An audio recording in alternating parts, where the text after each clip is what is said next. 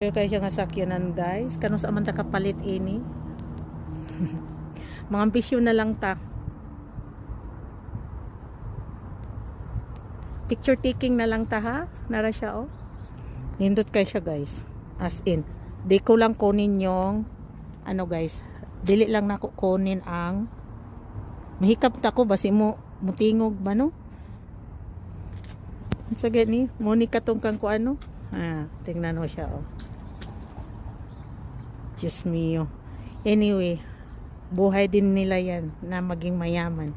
Pinanganak ng golden spoon. Ako pinanganak ng rusty spoon. Wala na ako dyang magawa. Hanggang tingin na lang a catch. Bye! Look guys.